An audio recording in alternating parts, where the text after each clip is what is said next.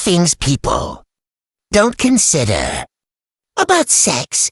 Now, these stories and scenarios that I'm about to tell you during this TED Talk have actually happened. So I don't want you to think that I'm just pulling this stuff out of thin air. As you know, I often talk to people about various topics. The topic of conversation with a few people lately have been surrounding sex. And a statement that I made was, you have to have sex responsibly.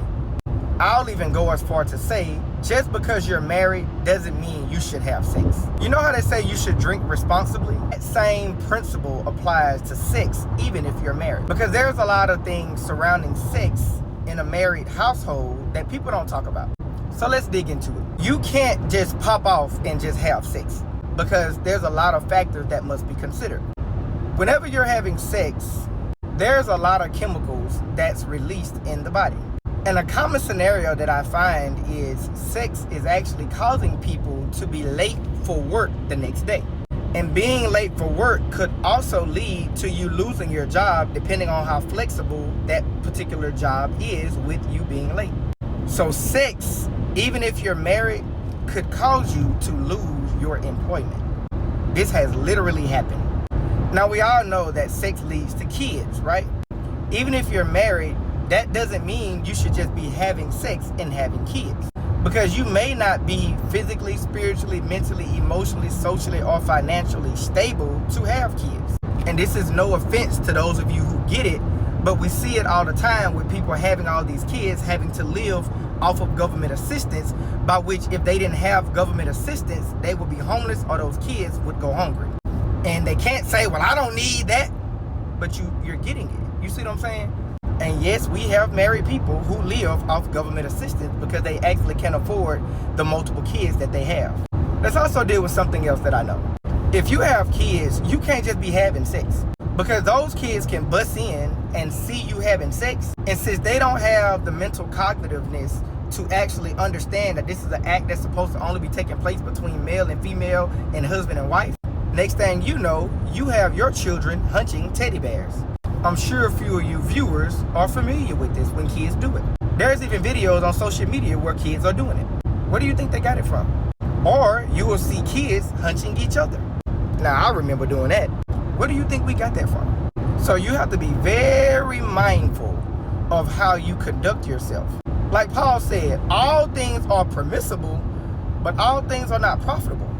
So feel free to have as much sex as you want, but be mindful of the consequences of it.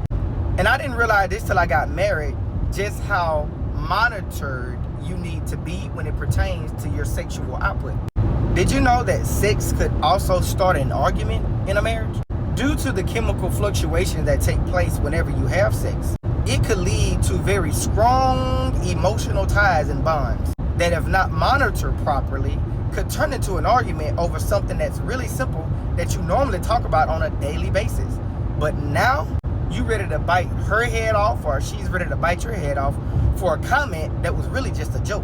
But because that sex session was so good, we now finna argue. Because the climax and the emotion was so high, I haven't had time to bring that down. You see, all of these facets of sex are never discussed because a lot of people assume that, oh, the marriage bedroom is undefiled. It may be undefiled, but it does need some discipline. Sex could also lead to physical harm. Depending on a particular position, you could rip your spouse's vaginal hole during sex, which now may possibly lead to medical bills. Or you could bend your partner's penis during sex, which could then also lead to medical bills and procedures. See, all of these moving parts of sex people never talk about because corn has idealized and entertained the idea of sex as if there's not a level of discipline that needs to be applied. But that's why I love what I do and who I am, because I don't mind venturing off into the details and drilling down into a lot of these topics that we should have been taught when we were growing up. So be mindful. Just because you're married doesn't mean you can have sex. Sex definitely needs a level of discipline, conversation, and accountability and responsibility attached to it as well. Also, something else sex could do is paint a horrible narrative for your kids, because if your child hear the mom or the dad in there screaming they assume that they're being beat or they're fighting each other. That's another narrative that you have to be mindful of. So there are just so many different innuendos. Is innuendos the right word to use? If it isn't, it's fine. Look it up. That people don't talk about with sex because we assume that just because you're married, sex should be fine. But it's not. You have to be mindful of when, what, where, and how you're doing it, even though you're married. On the flip side of that, the absence of sex could then create arguments. So sex is a very tricky little road to navigate in a marriage. And you can't say, well, you only want me for sex. Hold it. Sex came as a part of this contract we signed. And due to the fact that we've previously exposed ourselves to it, as long as we're mentally, emotionally, and physically capable, at some point in this marriage, our bodies is going to want that. It's going to desire that connection. And the absence thereof is going to generate a level of aggression. That's just being human.